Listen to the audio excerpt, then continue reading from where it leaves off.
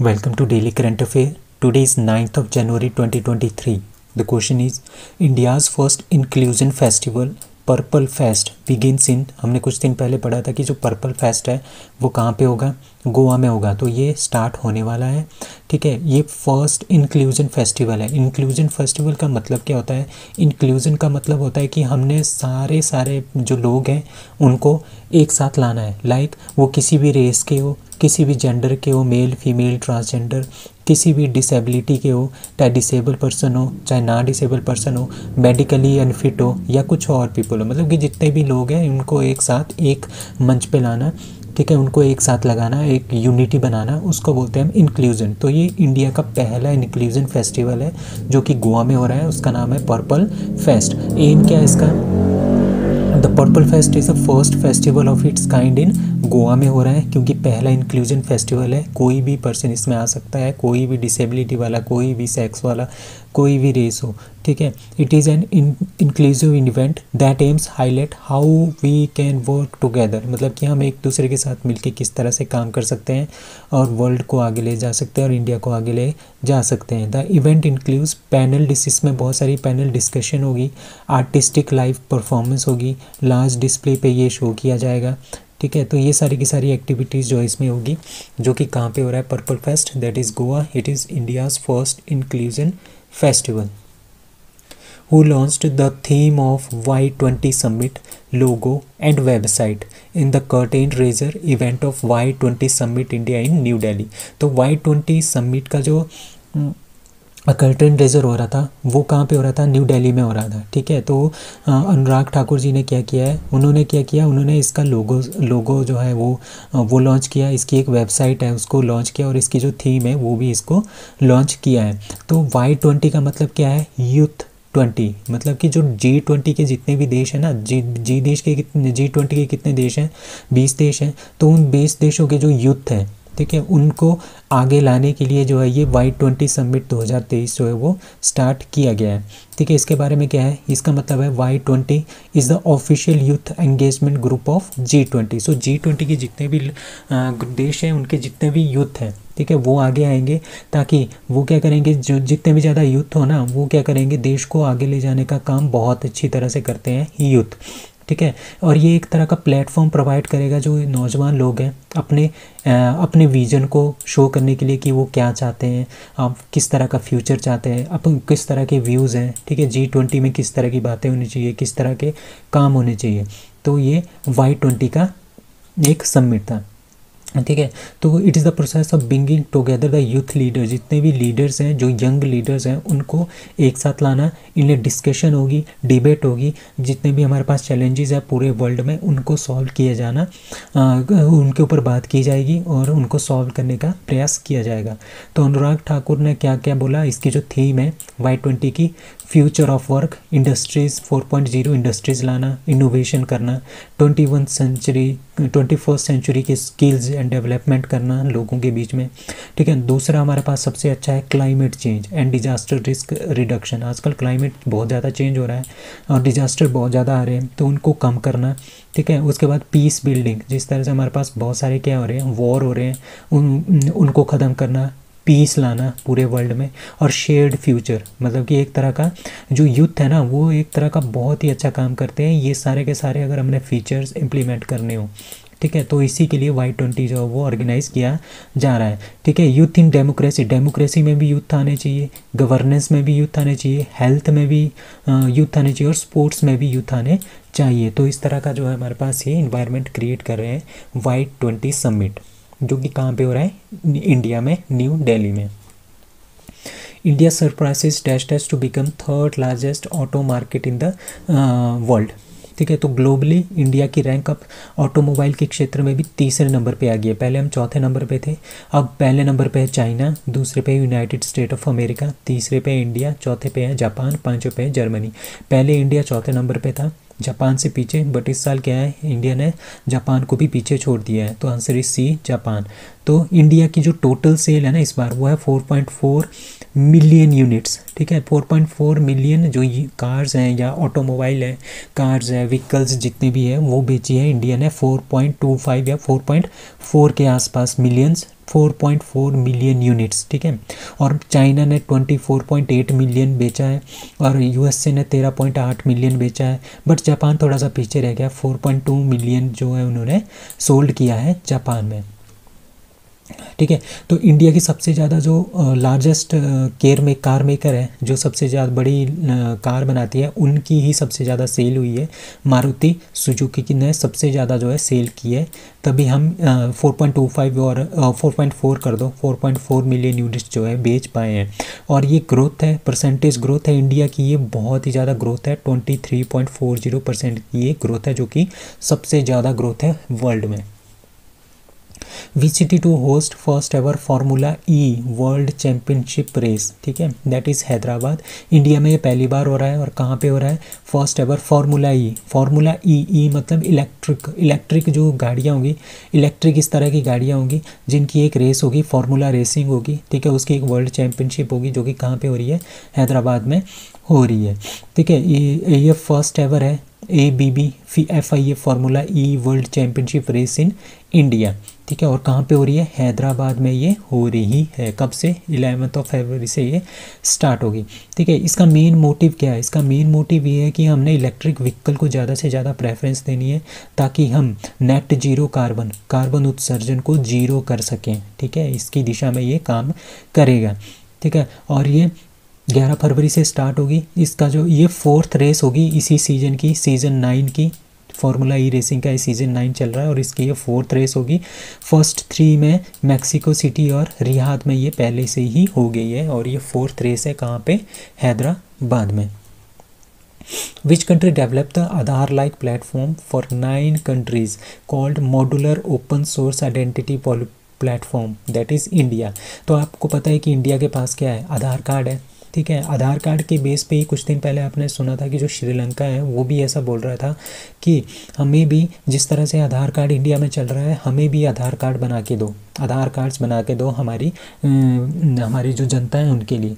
तो इसी के चलते इंडिया ने क्या किया है? इंडिया ने एक आधार की तरह ही एक प्लेटफॉर्म तैयार किया है, उसका नाम है modular open source identity platform. जितने भी जो एक कंट्री के लोग हैं उनको एक तरह का आइडेंटिटी प्रूफ देना, ठीक है, इसका ये काम है।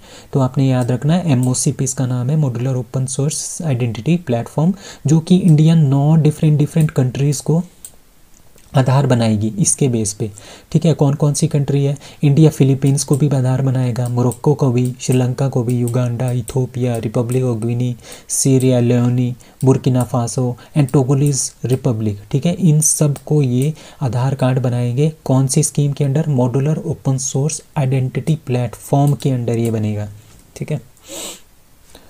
बेली सस्पेंशन ब्रिज जो कुछ दिन पहले जो है राजनाथ सिंह ने इनॉग्रेट किया था, वो कौन सी स्टेट में है? ठीक है, आपने ये याद रखना है, जो भी BRO की जितने भी ब्रिजेज़ हैं, बड़े बड़े जो ब्रिजेज़ हैं, खासकर जम्मू कश्मीर, अरुणाचल प्रदेश, हिमाचल प्रदेश, उत्तराखंड, तो आपने वो हमेशा याद रखने हैं, ठीक है। तो बेली सस्पेंशन ब्रिज कहाँ पे खुला है? दैट इज़ J&K में इसको इनॉग्रेट किया है। ये इस तरह का एक पुल है, सस्पेंशन ब्रिज पुल है, ठीक है। बेली सस्पेंशन ब्रिज ओवर कौन सी रिवर है? ये रिवर है चिनाब रिवर, ठीक है, जम्मू कश्मीर में बन रहा है। और डिफेंस मिनिस्टर हमारे राजनाथ सिंह है, उन्होंने इसको वर्चुअली इनॉग्रेट किया है। ये 240 फीट हाई ऊंचा है, ठीक है। और इसको कौन बना रहा है? इसको बना रहा है border road organisation, that is BRO, जो कि 1960 में हमने लॉन्च इसको बनाया था, ठीक है। तो ये सस्पेंशन ब्रिज है, तो और ये अक्टूबर से जो है अब बनना स्टार्ट हुआ था। Dirtiest railway station in India में सबसे डर्टी है, सबसे ख़राब जो रेलवे स्टेशन है वो कौन है? दैट इज़ पेरुंगलाथू, जो कि तमिलनाडु में है, ठीक है। तमिलनाडु के बहुत सारे इस तरह के स्टेशन हैं जो कि काफ़ी ख़राब है। सबसे पहले नंबर पे पूरे इंडिया में सबसे जो ख़राब रेलवे स्टेशन है, सबसे गंदा, सबसे डर्टीएस्ट, वो है पेरंगुलाथुर Tamil Nadu.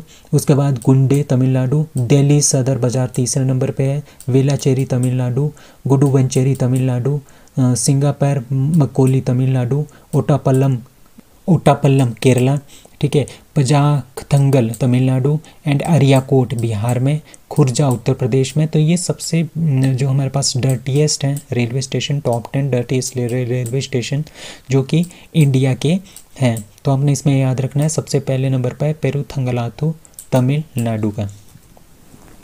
In the list of top 10 top performing global airports, ठीक है, टॉप परफॉर्मिंग जो पूरे वर्ल्ड के ग्लोबल के एयरपोर्ट है 2022 की लिस्ट में, टॉप 10 लिस्ट में पहले नंबर पे कौन सा एयरपोर्ट है? तो पहले नंबर पे है हनेदा एयरपोर्ट जो कि टोक्यो जापान में है।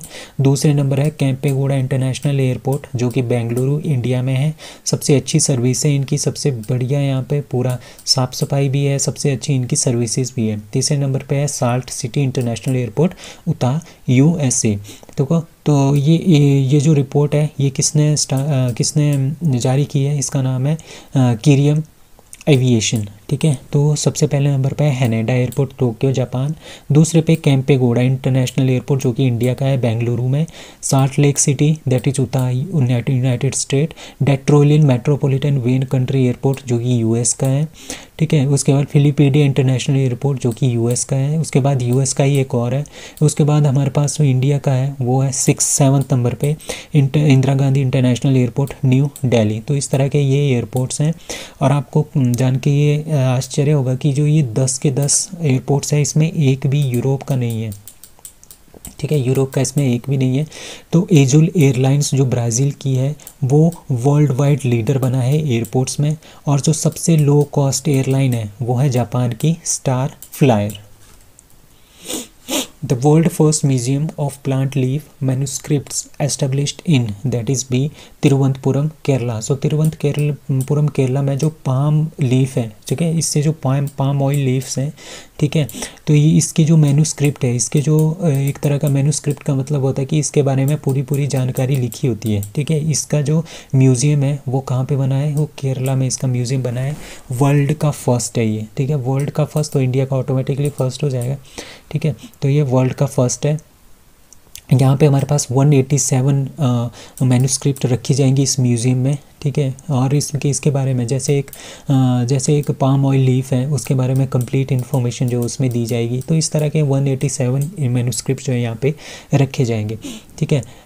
तो documents are written on clean and clear palm leaves, ठीक है, जो पाम लीव्स है ना उसके ऊपर ये लिखे जाएंगे, ठीक है, documents which are furnished in the record room, ठीक है। In that period these palm leaves are treated before writing the description, मतलब कि जो ये पाम ऑयल्स हैं इन पाम लीव्स है इसके ऊपर ये लिखे जाएंगे, ठीक है। तो ये वर्ल्ड का पहला म्यूज़ियम है जो कि कहाँ पे खुल रहा है? तिरुवनंतपुरम केरला में ये खुल रहा है, ठीक है। Museum house is a collection of popular tales of Travancore and the first kingdom in Asia, ठीक है। तो इसमें क्या होगा? जो ये पाम ऑयल्स लीव्स है ना इसके बारे में भी जानकारी होगी, ठीक है। और साथ में जो फर्स्ट की एशिया का जो पहला किंगडम था, ठीक है, यूरोपियन जो पावर्स थी, वो सब कुछ इस पाम ऑयल्स की लीफ के ऊपर लिखा जाएगा, ठीक है। जो लीव्स हैं इसके ऊपर जो है ये सारा कुछ लिखा जाएगा। तो ये first palm oil leaf manuscript है जो कि तिरुवनंतपुरम केरला में बनाया जा रहा है। India deploys a platoon of women peacekeepers of to the United Nation mission in that is B Sudan. तो इंडिया ने सूडान में क्या किया है? यूनाइटेड नेशन के थ्रू एक वुमेन की पूरी बटालियन है, ठीक है। वो सारी की सारी बटालियन कहाँ पे रखी है? सूडान में रखी है। क्यों रखी है? वहाँ पे शांति फैलाने के लिए, ठीक है। आपको पता है कि यूनाइटेड नेशन का काम ये पूरे वर्ल्ड में शांति फैलाने का होता है, ठीक है, शांति रखने के लिए होता है यूनाइटेड नेशन का। तो वहाँ पे एक पीस कीपिंग फोर्सेस होती है। पीस कीपिंग फोर्सेस मतलब कि जो और पूरी की पूरी कंट्रीज़ है ना, पूरे के पूरे वर्ल्ड की कंट्रीज़ है ना, तो वहाँ से कुछ एक लोग होते हैं, कुछ एक सोल्जर होते हैं, वो यूनाइटेड नेशन को ये दे देते हैं कि ये पीस कीपिंग फोर्सेस हैं यूनाइटेड नेशन के लिए। फिर ये जो यूनाइटेड नेशन है ये जैसे हमारे पास बहुत सारे जो देश हैं लाइक सूडान है, अफ़गानिस्तान है, जहाँ पे काफ़ी ज़्यादा क्राइसिस चल रहे हैं, जहाँ पे पीस की शांति की ज़रूरत होती है। तो यूनाइटेड नेशन अपने में से ये फोर्सेस कहाँ पे डिप्लॉय कर देता है? इन कंट्रीज़ में डिप्लॉय कर देता है ताकि वहाँ पे शांति बनाए रखे। तो इंडिया की जो सबसे बड़ी सिंगल कंटिजेंट है वुमेन पीस कीपिंग, ठीक है, एक पूरी की पूरी फोर्स है वुमेन की इंडिया की, उसको यूनाइटेड नेशन ने कहाँ पे डिप्लॉय किया है? सूडान में डिप्लॉय किया है। और सबसे पहले और फर्स्ट ऑल वुमेन जो कंटिजेंट है वो लाइबेरिया 2007 में जो है वो डिप्लॉय की थी, ठीक है। तो इसका मतलब यही होता है कि 1948 में हमने इसको स्टार्ट किया था कि हम पूरे वर्ल्ड से कुछ एक सोल्जर्स आएंगे, ठीक है, यूनाइटेड नेशन में उनको रिज़र्व रखेंगे, फिर यूनाइटेड नेशन इनको किसी भी देश में भेज सकता है वहाँ पे शांति लाने के लिए, ताकि वहाँ पे जितने भी कॉन्फ्लिक्ट्स हैं उसको कम करने के लिए। तो इस बार इंडिया की एक वुमेन कंटिजेंट है, ठीक है, वो जो है कहाँ पे रखी है, सूडान में भेजी है। किसने भेजी है? यूनाइटेड नेशन ने। The first ever national genome editing and training centre, ठीक है, फर्स्ट एवर, पहला है ये national genome and editing training centre, जो कहाँ पे इनॉग्रेट किया है, दैट इज़ डी मोहाली। इसका मतलब क्या होता है? जीनोम, जीनोम का मतलब होता है जीन्स, ठीक है। जैसे हमारे पास सपोज करो कि लेट अस सपोज हम एप्पल की बात करते हैं, ठीक है, जिस तरह से हमारे पास एग्रीकल्चर में एप्पल आता है, ठीक है, और ये एप्पल कहाँ पे होता है? एप्पल होता है जम्मू कश्मीर और हिमाचल प्रदेश में, जो ठंडे ठंडे इलाके होते हैं जहाँ पे बर्फ़ पड़ती है, तो वहाँ पे ये होता है। बट इसके जो जीन्स हैं, सपोज करो हमने इसको किसी गर्म इलाके में उगाना हो एप्पल को, तो हम क्या करेंगे, इसके जो बीज हैं उसको लेंगे, उसमें उसके जीन्स में हम कुछ चेंज करेंगे, साइंटिफिकली हम कुछ ऐसे चेंज करेंगे, ठीक है, उसमें इस तरह की चेंज करेंगे कि ये जो एप्पल है इसको हम किसी भी वेदर कंडीशन में उगा सकते हैं, तो उसको बोलते हैं हम जीनोम एडिटिंग एंड ट्रेनिंग, ठीक है। तो इसको ये कहाँ पे खोला है? ये खोला है मोहाली में, ठीक है। और कहाँ पे खोला है? At national agri food biotechnology institute, जो कि मोहाली में है, पंजाब में, चंडीगढ़ के पास है Mohali. So national genome editing and training centre, ठीक है, state of art of facility and suitable platform for adoption of genome editing and methods, genome modification, मतलब कि जो भी हमारे पास क्रॉप होगी उसको हमने किसी डिफरेंट कंडीशन में उगाना है, ठीक है, उसके क्लाइमेट का कोई चेंज ना हो, जैसे हमारे पास कहीं पे क्लाइमेट चेंज हो जाए तो उसका भी इफेक्ट नहीं पड़ना चाहिए, ठीक है, इन्वायरमेंट कंडीशन का उसके ऊपर इफेक्ट नहीं पड़ना चाहिए। तो इस तरह के चेंज हमने उनके जीन्स में करने हैं क्रॉप्स के, ताकि जो फार्मर्स है उनको ज़्यादा नुकसान ना हो और इंडिया को भी ज़्यादा नुकसान ना हो ग्रेन और फूड के मामले में। तो ये पहला national genome editing training centre कहाँ पे खोला गया है? मोहाली, पंजाब में। So that's all for today, thank you.